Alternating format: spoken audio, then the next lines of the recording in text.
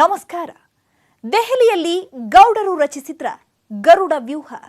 ಸಿದ್ದುನೇ ಗೌಡರ target. BJP JDS ರಣತಂತ್ರ. 25 ದಿನದ ಹಿಂದೆ ಮುಹೂರ್ತ. ಹೇಗಿದೆ ಸೀಕ್ರೆಟ್ ಬ್ರಹ್ಮಾಸ್ತ್ರ? ಇದೇ ಈ ಹೊತ್ತಿನ ಫೋಕಸ್ 18 ಗರುಡ ವ್ಯೂಹ. ನಾನು ಚೈತ್ರರಾಜ್. ದೆಹಲಿಯಲ್ಲಿ ಗೌಡರು ರಚಿಸಿದ್ರ ಗರುಡ ವ್ಯೂಹ. ಸಿದ್ದುನೇ ಗೌಡರ ಟಾರ್ಗೆಟ್. BJP JDS ರಣತಂತ್ರ. 25 ದಿನದ ಹಿಂದೆ ಮುಹೂರ್ತ. ಹೇಗಿದೆ ಸೀಕ್ರೆಟ್ ಬ್ರಹ್ಮಾಸ್ತ್ರ?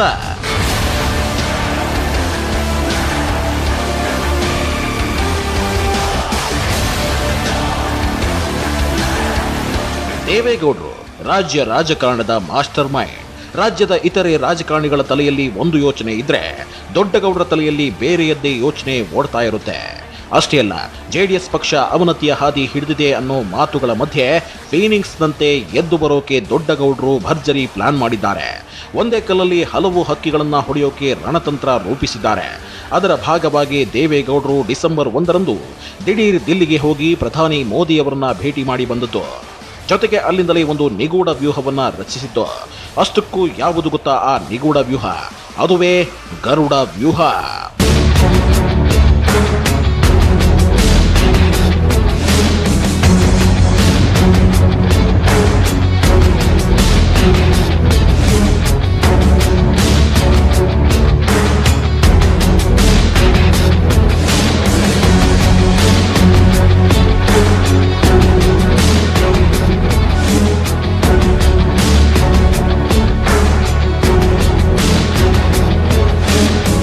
ಹಾಗಾದರೆ ಏನದು ಗರುಡ ವ್ಯೂಹ? ದಿಲ್ಲಿಯಲ್ಲಿ ದೇವೇಗೌಡರು ಅದೆಂತ ಪ್ಲಾನ್ ಮಾಡಿದ್ರು? ದೇವೇಗೌಡರ ಇಡೀ ಪ್ಲಾನ್ನ ಟಾರ್ಗೆಟ್ ವಿಪಕ್ಷ ನಾಯಕ ಸಿದ್ದರಾಮಯ್ಯನವರೇನ? ಅದಕ್ಕಾಗಿ ದೇವೇಗೌಡರು ಹೆಣೆದ ರಣತಂತ್ರ ಹೇಗಿದೆ? ಪ್ರಧಾನಿ ಮೋದಿ ಭೇಟಿಗೆ 25 ದಿನದ ಮೊದಲೇ ದೇವೇಗೌಡರು ಮುಹೂರ್ತ ಇಟ್ಟಿದ್ರ? ಆ ರಣರೋಚಕ ಸ್ಟೋರಿಯನ್ನ ಎಳೆಯಾಗಿ ಬಿಚ್ಚಿಡ್ತೀವಿ ನೋಡಿ. ಬೈ ಎಲೆಕ್ಷನ್ ಸೋಲು ಗೌಡ್ರನ್ನ ಕಂಗೆಡಿಸ್ತಾ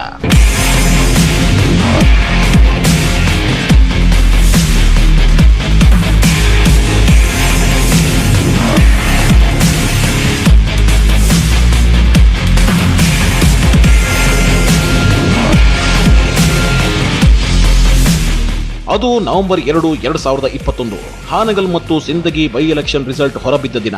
ಹಾನಗಲ್ನಲ್ಲಿ ಕಾಂಗ್ರೆಸ್ನ ಶ್ರೀನಿವಾಸ ಮಾನೆ ಅವರು ಗೆದ್ದಿದ್ರೆ, ಸಿಂದಗಿಯಲ್ಲಿ ಬಿಜೆಪಿಯ ರಮೇಶ್ ಬೂಸನೂರು ಅವರು ಗೆದ್ದಿದ್ರು. ಆದರೆ ಜೆಡಿಎಸ್ ಮಾತ್ರ 2 ಕ್ಷೇತ್ರಗಳಲ್ಲಿ ಸೋತು ಸುಣ್ಣವಾಗಿತ್ತು. ಯಾಕಂದ್ರೆ ಅದು ಮಾಮೂಲಿ ಸೋಲಾಗಿರಲಿಲ್ಲ. 2 ಕ್ಷೇತ್ರಗಳಲ್ಲಿ ಜೆಡಿಎಸ್ ಅಭ್ಯರ್ಥಿಗಳು 3ನೇ ಸ್ಥಾನವನ್ನು ಪಡ್ಕೊಂಡಿರಲಿಲ್ಲ. ಠೇವಣಿ ಕಳೆದುಕೊಂಡು ಕಳಪೆ ಸಾಧನೆ ತೋರಿತು. ಅದನ್ನ ಕಂಡು ಕಾಂಗ್ರೆಸ್ ನಾಯಕರು, ಅದರಲ್ಲೂ ಸಿದ್ದರಾಮಯ್ಯ ದಳಪತಿಗಳ ಮೇಲೆ ಮಾತಿನ ಮಲ್ಲ ಯುದ್ಧವನ್ನೇ ನಡೆಸಿದ್ರು. ಈ ಫಲಿತಾಂಶ 2023ರ ದಿಕ್ಸೂಚಿ. 2023ರಲ್ಲಿ ಜೆಡಿಎಸ್ ಕಳಪೆ ಪ್ರದರ್ಶನ ತೋರುತ್ತೆ ಅಂತೆಲ್ಲ ವ್ಯಂಗ್ಯವಾಡಿದ್ರು. ಇದರಿಂದ ದೇವೇಗೌಡರು ರೊಚ್ಚಿಗೆದ್ದಿದ್ರು. ನಾನಿನ್ನೂ ಜೀವಂತವಾಗಿದ್ದೀನಿ, ರಾಜ್ಯಾದ್ಯಂತ ಪ್ರವಾಸ ಮಾಡಿ ಮತ್ತೆ ಜೆಡಿಎಸ್ ಪಕ್ಷವನ್ನ ಅಧಿಕಾರಕ್ಕೆ ತರ್ತೀವಿ ಅಂತ ಹೇಳಿ ತಿರುಗೇಟು ನೀಡಿದ್ರು. ಇಷ್ಟಕ್ಕೆ ಸುಮ್ಮನಾಗದ ದೇವೇಗೌಡರು ಕಳೆದ ನವೆಂಬರ್ 5ರಂದು ಮತ್ತೆ ಸಿದ್ದರಾಮಯ್ಯನವರಿಗೆ ಟಕ್ಕರ್ ಕೊಡಲು ಶುರು ಮಾಡಿದ್ರು. ಅಷ್ಟೇ ಅಲ್ಲ, ಸಿದ್ದರಾಮಯ್ಯನವರಿಗೆ ಟಕ್ಕರ್ ಕೊಡ್ತಾನೆ ಮೋದಿ ಮತ್ತು ಬಿಜೆಪಿ ಮೈತ್ರಿಯ ಸುಳಿವನ್ನು ಬಿಟ್ಕೊಟ್ಟಿದ್ರು. ಸಿದ್ದು ಟಾರ್ಚರ್ನಿಂದ ತೈಲ ಬೆಲೆ ಇಳಿಕೆ ಎಂದು ಗೌಡ್ರು ವ್ಯಂಗ್ಯ. ಹೌದು, ಕಳೆದ ನವೆಂಬರ್ 5ರಂದು ಕೇಂದ್ರ ಸರ್ಕಾರ ಪೆಟ್ರೋಲ್ ಮೇಲೆ 5 ರೂಪಾಯಿ ಮತ್ತು ಡೀಸೆಲ್ ಮೇಲೆ 10 ರೂಪಾಯಿ ಅಬಕಾರಿ ಸುಂಕವನ್ನ ಇಳಿಕೆ ಮಾಡಿತು. ಉಪಚುನಾವಣೆಯ ಫಲಿತಾಂಶದಿಂದ ಭಯಪಟ್ಟು ಕೇಂದ್ರ ಮತ್ತು ರಾಜ್ಯ ಸರ್ಕಾರ ತೈಲ ಬೆಲೆಯನ್ನ ಇಳಿಸಿದೆ ಅಂತ ವಿಪಕ್ಷ ನಾಯಕ ಸಿದ್ದರಾಮಯ್ಯ ಮತ್ತು ಕೆಪಿಸಿಸಿ ಅಧ್ಯಕ್ಷ ಡಿ.ಕೆ. ಶಿವಕುಮಾರ್ ವ್ಯಂಗ್ಯವಾಡಿದ್ರು. ಆದರೆ ಇದಕ್ಕೆ ತಿರುಗೇಟು ಕೊಟ್ಟಿದ್ದ ಎಚ್.ಡಿ. ದೇವೇಗೌಡರು ಸಿದ್ದರಾಮಯ್ಯನವರ ಟಾರ್ಚರ್ ಮೋದಿ ಅವರಿಗೆ ತಡೆದುಕೊಳ್ಳೋದಕ್ಕೆ ಆಗಲಿಲ್ಲ. ಸಿದ್ದರಾಮಯ್ಯನವರು ಕೊಡುವ ಮಾತಿನ ಪೆಟ್ಟಿನಿಂದಾಗಿ ತೈಲ ಬೆಲೆ ಇಳಿಕೆಯಾಗಿದೆ ಅಂತ ಹೇಳಿ ವ್ಯಂಗ್ಯವಾಡಿದ್ರು. ಅಷ್ಟೇ ಅಲ್ಲ, ಮೋದಿ ಅವರು ಇನ್ನು 3 ವರ್ಷ ಪ್ರಧಾನಿಯಾಗಿರ್ತಾರೆ. ಸಿದ್ದರಾಮಯ್ಯ ಇನ್ನೂ ಯುವಕ. ಮೋದಿ ಅವರಿಗೆ ಫೈಟ್ ಕೊಡ್ತಾರೆ. ನನಗೆ 89 ವರ್ಷ ವಯಸ್ಸಾಗಿದೆ, ನಮ್ಮ ಕ್ಯಾಶ್ ಬಾಕ್ಸ್ ನಲ್ಲಿ ಏನೂ ದುಡ್ಡಿಲ್ಲ, ಆದರೂ ರಾಜಕೀಯ ಮಾಡ್ತಿದ್ದೇವೆ ಅಂತ ದೇವೇಗೌಡರು ಲೇವಡಿ ಮಾಡಿದ್ರು. ಆ ಮೂಲಕ ದೇವೇಗೌಡರು ಅಂದೇ ಬಿಜೆಪಿ ಮೈತ್ರಿ ಬಗ್ಗೆ ಮನಸ್ಸಲ್ಲೇ ಪ್ಲಾನ್ ಮಾಡಿದ್ರ ಅನ್ನೋ ಅನುಮಾನಗಳು ಹುಟ್ಕೊಂಡಿದ್ವು. ಆದರೆ ದೇವೇಗೌಡರು ಹೀಗೆ ಸ್ಟೇಟ್ಮೆಂಟ್ ಕೊಟ್ಟ ಕೇವಲ 25 ದಿನಗಳ ನಂತರ, ಅಂದ್ರೆ ಡಿಸೆಂಬರ್ 1ರಂದು ದಿಢೀರ್ ದಿಲ್ಲಿಗೆ ಹೋಗಿ ಪ್ರಧಾನಿ ಮೋದಿ ಅವರನ್ನ ಭೇಟಿ ಮಾಡಿ ಸುಮಾರು ಅರ್ಧ ಗಂಟೆಗೂ ಹೆಚ್ಚು ಕಾಲ ಚರ್ಚೆ ನಡೆಸಿದ್ರು.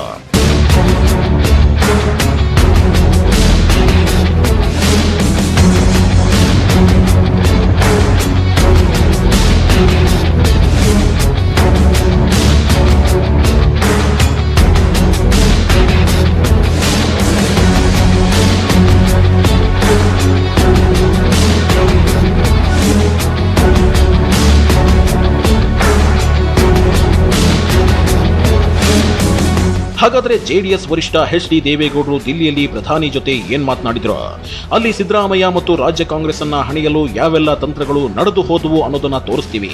ಆದ್ರೆ ಅದಕ್ಕಿಂತ ಮೊದಲು ಕಳೆದ ನವೆಂಬರ್ ಮತ್ತು ಅಕ್ಟೋಬರ್ನಲ್ಲಿ ನಡೆದ ಆ 2 ಘಟನೆಗಳು ದೇವೇಗೌಡರು ಅದು ಹೇಗೆ ಕಂಗೆಡಿಸಿದ್ವು ಅನ್ನೋದನ್ನ ನೀವು ನೋಡ್ಲೇಬೇಕು.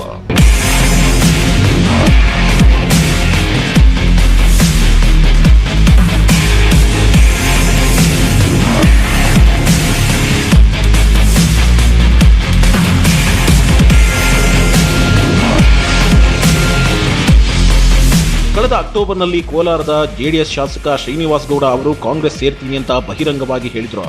ಅಷ್ಟೇ ಅಲ್ಲ, ದೇವೇಗೌಡರ ಪುತ್ರ ಮತ್ತು ಮಾಜಿ ಸಿಎಂ ಎಚ್.ಡಿ. ಕುಮಾರಸ್ವಾಮಿ ವಿರುದ್ಧ ಕಿಡಿಕಾರಿದ್ರು. ಕೆಸಿ ವ್ಯಾಲಿ ಯೋಜನೆ ಮುಂದಿಟ್ಕೊಂಡು ವಾಗ್ದಾಳಿ ನಡೆಸಿದ್ರು. ಈ ಮೂಲಕ ಜೆಡಿಎಸ್ ವರಿಷ್ಠ ಎಚ್.ಡಿ. ದೇವೇಗೌಡರ ಕೆಂಗಣ್ಣಿಗೂ ಗುರಿಯಾಗಿದ್ರು.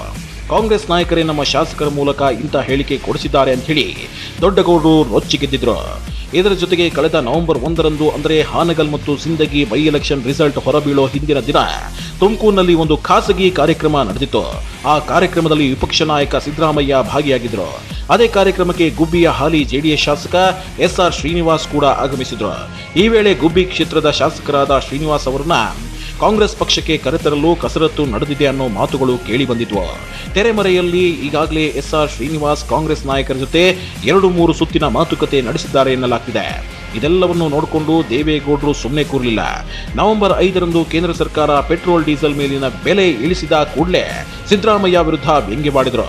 ಮೋದಿ ಇನ್ನೂ 3 ವರ್ಷ ಪ್ರಧಾನಿಯಾಗಿರ್ತಾರೆ, ಅಸಲಿ ಆಟ ಮುಂದಿದೆ ಅನ್ನೋ ಪರೋಕ್ಷ ಎಚ್ಚರಿಕೆ ನೀಡಿದ್ರು. ನವೆಂಬರ್ 9ರಂದು ಸಿದ್ದು ಜಿಟಿಡಿ ಸಮಾಗಮ. ಒಂದು ಕಡೆ ದೇವೇಗೌಡರು ಕಾಂಗ್ರೆಸ್ ನಾಯಕರನ್ನ ಹಣಿಯೋಕೆ ಯತ್ನಿಸುತ್ತಿದ್ರೆ, ಅತ್ತ ಚಾಮುಂಡೇಶ್ವರಿ ವಿಧಾನಸಭಾ ಕ್ಷೇತ್ರದಲ್ಲಿ ವಿಪಕ್ಷ ನಾಯಕ ಸಿದ್ದರಾಮಯ್ಯ ಮತ್ತು ಅಲ್ಲಿನ ಹಾಲಿ ಜೆಡಿಎಸ್ ಶಾಸಕ ಜಿ.ಟಿ. ದೇವೇಗೌಡರು ಒಂದೇ ವೇದಿಕೆಯಲ್ಲಿ ಕಾಣಿಸಿಕೊಂಡು ದಳಪತಿಗಳ ಪಿತ್ತ ನೆತ್ತಿಗೇರುವಂತೆ ಮಾಡಿದ್ರು. 2018ರ ಚುನಾವಣೆಯಲ್ಲಿ ಜೆಡಿಎಸ್ ನಾಯಕರು ಅದ್ಯಾರನ್ನ ಬಳಸಿಕೊಂಡು ಚಾಮುಂಡೇಶ್ವರಿಯಲ್ಲಿ ಸಿದ್ದರಾಮಯ್ಯ ಅವರನ್ನ ಸೋಲಿಸಿದ್ರ, ಅದೇ ಜಿ.ಟಿ. ದೇವೇಗೌಡರು ಸಿದ್ದರಾಮಯ್ಯನವರ ಜೊತೆ ಕೈ ಜೋಡಿಸಿದ್ದನ್ನ ಕಂಡು ದೇವೇಗೌಡರು ಕೆರಳಿ ಕೆಂಡವಾಗಿದ್ರು. ಜೆಡಿಎಸ್ನ ಭದ್ರಕೋಟೆಗಳನ್ನ ಒಂದು ಕಡೆಯಿಂದ ಸಿದ್ದರಾಮಯ್ಯ ಅಂಟೀಮ್ ಕಬಳಿಸೋಕೆ ಯತ್ನಿಸುತ್ತಿದೆಯಲ್ಲ, ಇದು ಹೀಗೆ ಮುಂದುವರೆದ್ರೆ ಮುಂದೆ ಜೆಡಿಎಸ್ ಅಸ್ತಿತ್ವದ ಪ್ರಶ್ನೆ ಕಾಡುತ್ತೆ ಅಂತ ಭಾವಿಸಿದ ದೇವೇಗೌಡರು ಡಿಸೆಂಬರ್ 1ರಂದು ಪ್ರಧಾನಿ ಮೋದಿ ಅವರನ್ನ ದಿಲ್ಲಿಯಲ್ಲಿ ಭೇಟಿಯಾಗಿದ್ದು, ಪರಿಷತ್ ಚುನಾವಣೆಯಲ್ಲಿ ಜೆಡಿಎಸ್ ಬೆಂಬಲ ಕೋರಿ ಮಾಜಿ ಸಿಎಂ ಬಿಎಸ್ವೈ ಬಹಿರಂಗವಾಗಿ ಜೆಡಿಎಸ್ ಬೆಂಬಲ ಕೋರಿದ್ರು. ಹೀಗಾಗಿ ಪರಿಷತ್ನಲ್ಲಿ ಬಿಜೆಪಿಗೆ ಬೆಂಬಲ ಕೊಟ್ಟರೆ ಕಾಂಗ್ರೆಸ್ ಆಟಕ್ಕೂ ಚಕ್ಕಿಡಬಹುದು ಅನ್ನೋದು ದೇವೇಗೌಡರ ಲೆಕ್ಕಾಚಾರವಾಗಿತ್ತು. ಇದೊಂದು ಒಳ ಮೈತ್ರಿಯಿಂದ ತಮ್ಮ ಸಾಕಷ್ಟು ಶತ್ರುಗಳನ್ನ ಸರ್ವನಾಶ ಮಾಡಬಹುದು ಅನ್ನೋ ಪ್ಲಾನ್ ಮಾಡಿದ್ರು. ಆ ಲಿಸ್ಟ್ನಲ್ಲಿ ಯಾರ್ಯಾರಿದ್ದಾರೆ ಅಂತ ನೋಡಿದ್ರೆ ವಿಪಕ್ಷ ನಾಯಕ ಸಿದ್ದರಾಮಯ್ಯ, ಜಿ.ಟಿ. ದೇವೇಗೌಡ, ಜಮೀರ್ ಅಹಮದ್ ಖಾನ್, ಚಲುವರಾಯಸ್ವಾಮಿ ಆಟಕ್ಕೆ ಬ್ರೇಕ್ ಹಾಕಬಹುದು. ಅದೇ ರೀತಿ ಪಕ್ಷ ಬಿಟ್ಟಿರೋ ಮತ್ತು ಬಿಟ್ಟು ಹೋಗ್ತಾ ಇರೋ ಸಿ.ಆರ್. ಮನೋಹರ್, ಕೋಲಾರ ಶಾಸಕ ಶ್ರೀನಿವಾಸ್ ಗೌಡ, ಗುಬ್ಬಿ ಶಾಸಕ ಎಸ್.ಆರ್. ಶ್ರೀನಿವಾಸ್ ಜೊತೆಗೆ ಈ ಹಿಂದೆ ದೋಸ್ತಿ ಸರ್ಕಾರ ಪತನಕ್ಕೆ ಕಾರಣರಾಗಿದ್ದ 17 ಶಾಸಕರನ್ನು ಮಟ್ಟ ಹಾಕಬಹುದು ಅನ್ನೋ ಮೆಗಾ ಪ್ಲಾನ್ ನಡೆದಿದೆ ಅನ್ನೋ ವಿಶ್ಲೇಷಣೆಗಳಿವೆ. ಗರುಡ ಹೇಗೆ ಸೈಲೆಂಟ್ ಆಗಿ ತನ್ನ ಬೇಟೆಯನ್ನ ಹುಡುಕಿ ದಾಳಿ ಮಾಡುತ್ತೋ, ಅದೇ ತರ ಗೌಡರು ಟೈಮ್ ನೋಡಿ ಸಿದ್ದುಗೆ ಶಾಕ್ ಕೊಟ್ಟಿದ್ದಾರೆ.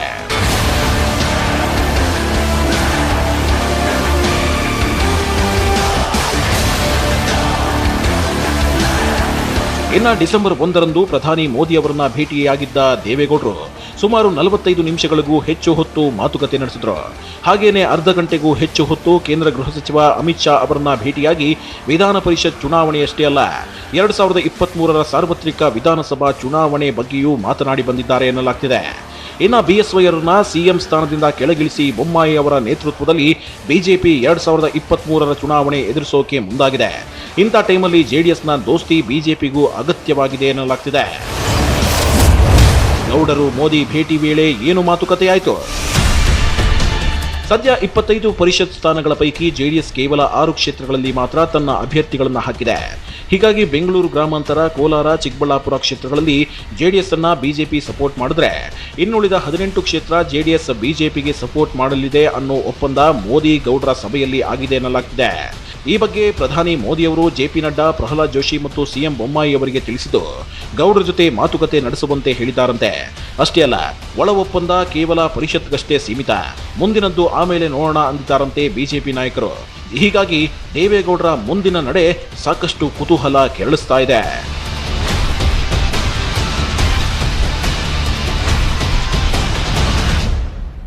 ಗರುಡ ವ್ಯೂಹದ ಅಸಲಿ ಸೀಕ್ರೆಟ್ ಏನು ಅನ್ನೋದನ್ನ ತೋರಿಸ್ತೀವಿ. ಆದ್ರೆ ಅದಕ್ಕೂ ಮೊದಲು ಒಂದು ಸ್ಮಾಲ್ ಬ್ರೇಕ್.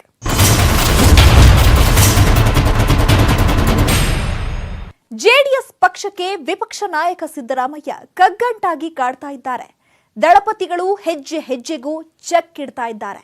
ಹೀಗಾಗಿ ಸಿದ್ದರಾಮಯ್ಯನವರನ್ನ ಕಟ್ಟಿ ಹಾಕೋದಕ್ಕಾಗಿಯೇ ದೇವೇಗೌಡರು ಗರುಡ ವ್ಯೂಹ ಹೆಣೆದ್ರ. ಸಿದ್ದರಾಮಯ್ಯನವರ ಜೊತೆ ಮೈತ್ರಿ ಸರ್ಕಾರದಲ್ಲಿ ಜೋಡೆತ್ತಿನಂತೆ ಗುರುತಿಸಿಕೊಂಡಿರೋ ಡಿಕೆಶಿಗೂ ಎಚ್.ಡಿ. ಕುಮಾರಸ್ವಾಮಿ ತಿರುಗೇಟು ಕೊಡ್ತಾರ? ಆ ಕುರಿತ ಕಂಪ್ಲೀಟ್ ರಿಪೋರ್ಟ್ ಇಲ್ಲಿದೆ ನೋಡಿ. ಜಾತ್ಯತೀತ ಜನತಾದಳ ಹಳೆ ಮೈಸೂರು ಭಾಗದಲ್ಲಿ ಭದ್ರಕೋಟೆ ಕಟ್ಕೊಂಡಿರೋ ಡಾಮಿನೆಂಟ್ ಪೊಲಿಟಿಕಲ್ ಪಾರ್ಟಿ. ಆದರೆ ಒಂದು ಕಾಲದಲ್ಲಿ ಜೆಡಿಎಸ್ನಲ್ಲಿದ್ದು ಆ ಪಕ್ಷದಿಂದ ಉಚ್ಚಾಟನೆಗೊಂಡು ಹೊರಬಂದಿರೋ ವಿಪಕ್ಷ ನಾಯಕ ಸಿದ್ದರಾಮಯ್ಯ ಈಗ ಆ ಪಕ್ಷಕ್ಕೆ ಕಂಟಕವಾಗಿ ಕಾಡ್ತಾ ಇದ್ದಾರೆ. ಕೋಲಾರ, ತುಮಕೂರು, ಮಂಡ್ಯ, ಮೈಸೂರು ಸೇರಿದಂತೆ ಸಾಕಷ್ಟು ಕಡೆ ಜೆಡಿಎಸ್ ನಾಯಕರನ್ನ ಕಾಂಗ್ರೆಸ್ಗೆ ಸೆಳೆಯುತ್ತಿದ್ದಾರೆ.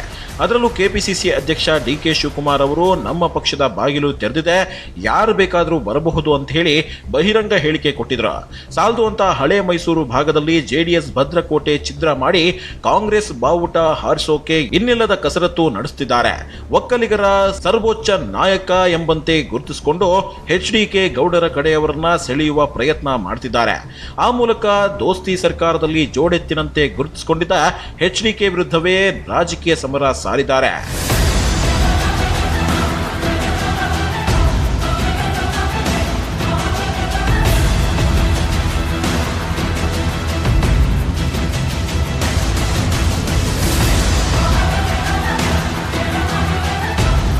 ನಿಜ ಹೇಳಬೇಕು ಅಂದ್ರೆ ದಳಪತಿಗಳಿಗೆ ಡಿಕೆಶಿಗಿಂತ ಹೆಚ್ಚು ಸಿಟ್ಟು ಸೇಡಿರೋದು ವಿಪಕ್ಷ ನಾಯಕ ಸಿದ್ದರಾಮಯ್ಯನವರ ಮೇಲೆ.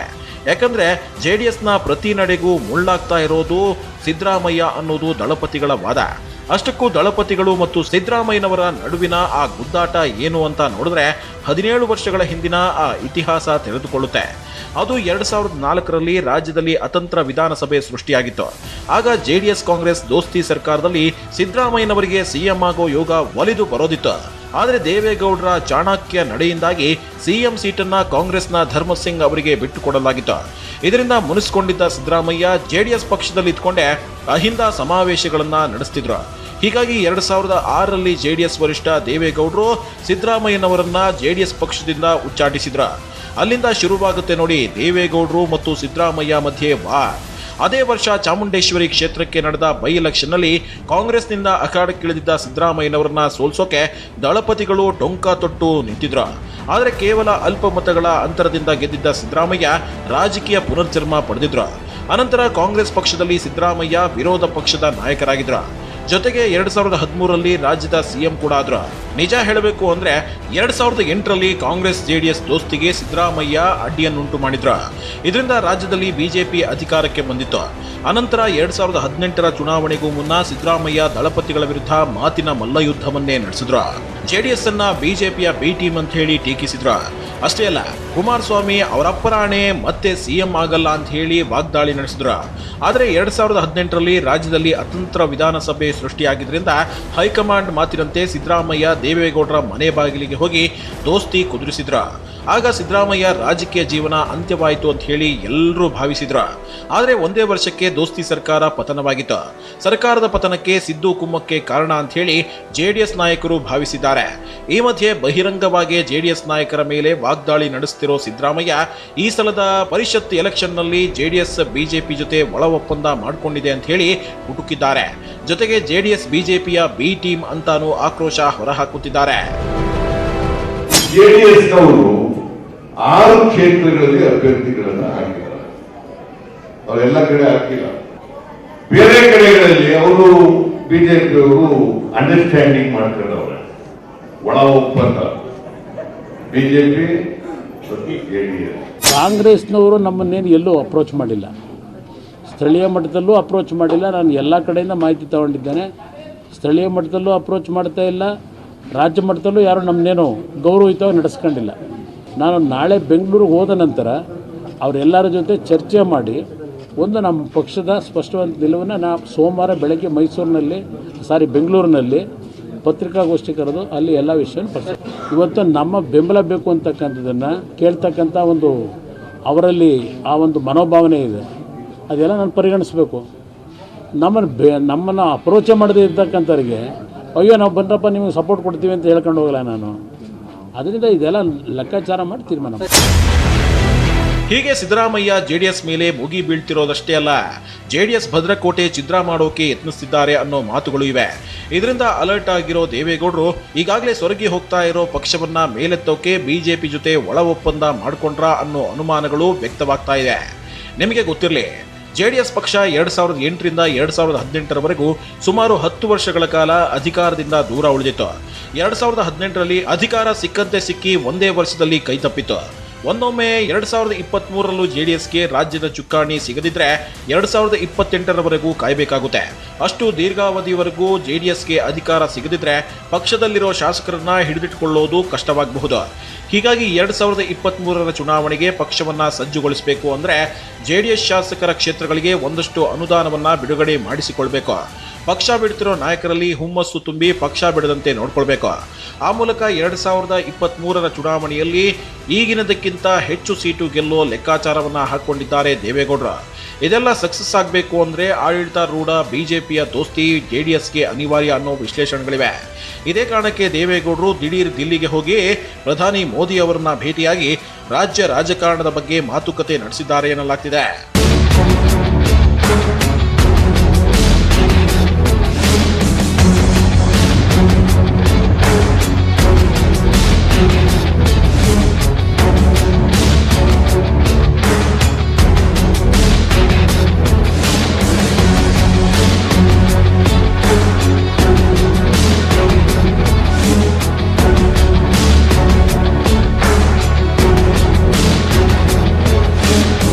ಜನತಾದಳದಿಂದ ಸ್ಪ್ಲಿಟ್ ಆಗಿ ಬಂದು ಜಾತ್ಯತೀತ ಜನತಾದಳ ಪಕ್ಷ ಕಟ್ಟಿದ್ದ ದೇವೇಗೌಡರು ಸದಾ ಜಾತ್ಯತೀತ ಮಂತ್ರವನ್ನ ಪಠಿಸ್ತಿದ್ರ.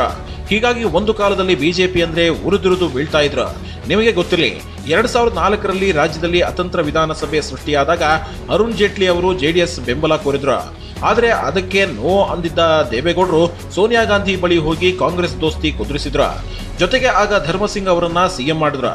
ಅನಂತರ 2006ರಲ್ಲಿ ದೇವೇಗೌಡರ ಪುತ್ರ ಎಚ್.ಡಿ. ಕುಮಾರಸ್ವಾಮಿ ಅವರು ಬಿಜೆಪಿ ಜೊತೆ ಸೇರಿ 2020 ಸರ್ಕಾರ ಮಾಡಿದಾಗ ದೊಡ್ಡ ಗೌಡರು ತಟಸ್ಥ ನಿಲುವು ತಳೆದಿದ್ರು. ಅಷ್ಟೇ ಯಾಕೆ, 2018ರಲ್ಲೂ ರಾಜ್ಯದಲ್ಲಿ ಅತಂತ್ರ ಎದುರಾದಾಗ ದೇವೇಗೌಡರಿಗೆ ಬಿಜೆಪಿ ಮುಖಂಡ ಪಿಯೂಷ್ ಗೋಯಲ್ ಫೋನ್ ಮಾಡಿ ಬೆಂಬಲ ಕೋರಿದ್ರಂತೆ.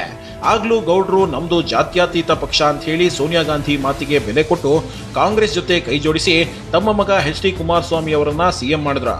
ಆದರೆ ಇತ್ತೀಚೆಗೆ ವಿಪಕ್ಷ ನಾಯಕ ಸಿದ್ದರಾಮಯ್ಯ ಮತ್ತು ಕಾಂಗ್ರೆಸ್ ನಡೆಯನ್ನ ಕಂಡು ದೇವೇಗೌಡರು ಬೇಸತ್ತು ಹೋಗಿದ್ದಾರೆ. ಹೀಗಾಗಿ ಶತ್ರುವಿನ ಶತ್ರು ಮಿತ್ರ ಅನ್ನೋ ಹಾಗೆ ಜಾತ್ಯತೀತತೆಯನ್ನ ಪಕ್ಕಕ್ಕಿಟ್ಟು ಬಿಜೆಪಿ ಜೊತೆ ಒಳ ಒಪ್ಪಂದ ಮಾಡಿಕೊಂಡಿರೋ ಸಾಧ್ಯತೆ ಇದೆ ಎನ್ನಲಾಗ್ತಿದೆ. ಈ ಒಳ ಒಪ್ಪಂದ ಬರೀ ವಿಧಾನ ಪರಿಷತ್ ಚುನಾವಣೆಗಷ್ಟೇ ಸೀಮಿತವಾಗಿರಲ್ಲ, 2023ರ ಚುನಾವಣೆಗೂ ಮುಂದುವರಿಯಬಹುದು ಅನ್ನೋ ರಾಜಕೀಯ ವಿಶ್ಲೇಷಣೆಗಳಿವೆ. ಆದರೆ ಅದನ್ನ ದೇವೇಗೌಡರು ಒಪ್ಕೊಳ್ಳೋದಿಲ್ಲ. ಮೋದಿ ಭೇಟಿಯಾಗಿದ್ದೇಕೆ ಅಂತ ಮಾಧ್ಯಮಗಳು ಪ್ರಶ್ನಿಸಿದ್ದಕ್ಕೆ ದೇವೇಗೌಡರು ಹಾಸನಕ್ಕೆ ಐಐಟಿ ಬೇಕಿತ್ತು, ಅದಕ್ಕಾಗಿ ಮೋದಿ ಅವರನ್ನ ಭೇಟಿಯಾಗಿ ಮಾತುಕತೆ ನಡೆಸಿದೆ, ಅದರ ಜೊತೆಗೆ ಪರಿಷತ್ ಚುನಾವಣೆಯ ಬಗ್ಗೆಯೂ ಮಾತನಾಡಿದ್ದೇವೆ ಅಂತಷ್ಟೇ ಹೇಳಿದ್ದಾರೆ. ಪ್ರಧಾನಿ ಮೋದಿ ಅವರನ್ನ ಭೇಟಿಯಾಗಿದ್ದ ದೇವೇಗೌಡರು ಬಿಜೆಪಿ ಮತ್ತು ಜೆಡಿಎಸ್ ಒಳ ಒಪ್ಪಂದದ ಬಗ್ಗೆ ಮಾತನಾಡಿರಬಹುದು ಅನ್ನೋ ಚರ್ಚೆಗಳು ನಡೀತಿವೆ. ಆದ್ರೆ ಈ ಬಗ್ಗೆ ಸ್ಪಷ್ಟನೆ ಕೊಟ್ಟಿರೋ ದೇವೇಗೌಡರು ಮುಂದಿನ ಚುನಾವಣೆಯ ಮೈತ್ರಿ ಬಗ್ಗೆ ಮಾತುಕತೆ ಮಾಡಿಲ್ಲ ಎಂದಿದ್ದಾರೆ. ಆದರೆ ಒಂದಂತೂ ಸತ್ಯ, 2023ರಲ್ಲಿ ರಾಜ್ಯದಲ್ಲಿ ಅತಂತ್ರ ವಿಧಾನಸಭೆ ಎದುರಾದ್ರೆ ಜೆಡಿಎಸ್ ಕಿಂಗ್ ಮೇಕರ್ ಆಗೋದು ಪಕ್ಕ. 2018ರಲ್ಲಿ ಕಾಂಗ್ರೆಸ್ ನಾಯಕರು ಓಡೋಡಿ ಬಂದು ಜೆಡಿಎಸ್ ಜೊತೆ ಮೈತ್ರಿ ಮಾಡಿಕೊಂಡು ಒಂದೇ ವರ್ಷಕ್ಕೆ ಕೈ ಕೊಟ್ಟಿದ್ರಿಂದ ಇವತ್ತು ಜೆಡಿಎಸ್ ಅಧಿಕಾರದಿಂದ ವಂಚಿತವಾಗಿದೆ ಅನ್ನೋ ವಿಶ್ಲೇಷಣೆಗಳಿವೆ. ಹೀಗಾಗಿ 2023ರಲ್ಲಿ ಇಂಥ ತಪ್ಪು ಮರುಕಳಿಸಬಾರದು ಅಂದ್ರೆ ಕಾಂಗ್ರೆಸ್ ಜೊತೆ ಮತ್ತೆ ಮೈತ್ರಿ ವಿಷಯದಲ್ಲಿ ಜೆಡಿಎಸ್ ನಾಯಕರು ತುಂಬಾ ಎಚ್ಚರಿಕೆಯ ಹೆಜ್ಜೆ ಇಡಬೇಕಾಗಿದೆ. ಅದರಲ್ಲೂ ಸಿದ್ದರಾಮಯ್ಯನವರ ನಿಲುವಿನ ಬಗ್ಗೆ ತುಂಬಾ ಕೇರ್ಫುಲ್ ಆಗಿರಬೇಕಾಗಿದೆ. ಹೀಗಾಗಿ 2018ರ ಮೈತ್ರಿಯಿಂದ ಎಚ್ಚೆತ್ತುಕೊಂಡಿರೋ ದೇವೇಗೌಡರು 2023ರಲ್ಲಿ ಅತಂತ್ರ ಬಂದ್ರೆ ಬಿಜೆಪಿ ಜೊತೆ ದೋಸ್ತಿಗೆ ಅಸ್ತು ಅಂದ್ರೂ ಅಚ್ಚರಿ ಇಲ್ಲ ಅನ್ನೋ ವಿಶ್ಲೇಷಣೆಗಳಿವೆ. ಅದೇನೇ ಇದ್ರೂ ಸದ್ಯ ಡಿಸೆಂಬರ್ 10ರಂದು ನಡೆಯೋ ಪರಿಷತ್ ಚುನಾವಣೆಯಲ್ಲಿ ಹೆಚ್ಚು ಸೀಟ್ಗಳನ್ನ ಗೆಲ್ಲೋದು ಮೂರು ಪಕ್ಷಗಳಿಗೆ ಪ್ರತಿಷ್ಠೆಯಾಗಿ ಪರಿಣಮಿಸಿದೆ. ಕಾಂಗ್ರೆಸ್ ಮತ್ತು ಬಿಜೆಪಿ ಬಹುಮತಕ್ಕಾಗಿ ಫೈಟ್ ನಡೆಸುತ್ತಿದ್ರೆ ಜೆಡಿಎಸ್ ನಾಯಕರು ಸೇಫ್ ಗೇಮ್ ಮೂಲಕ ಹೊಸ ರಾಜಕೀಯ ತಂತ್ರಗಾರಿಕೆಗೆ ಮೊರೆ ಹೋಗಿದೆ. ಆದ್ರೆ ಮೂರು ಪಕ್ಷಗಳಲ್ಲಿ ಯಾರ ಪ್ಲಾನ್ಗೆ ಫಲ ಸಿಗುತ್ತೆ ಅನ್ನೋದು ಡಿಸೆಂಬರ್ 14ರಂದು ಗೊತ್ತಾಗಲಿದೆ. ಅಲ್ಲಿವರೆಗೂ ಕಾದು ನೋಡಲೇಬೇಕು. ಇವತ್ತಿನ ಫೋಕಸ್ 18 ಮುಗಿಸ್ತಾ ಇದ್ದೀವಿ. ನೋಡ್ತಾ ಇರಿ ನ್ಯೂಸ್ 18 ಕನ್ನಡ.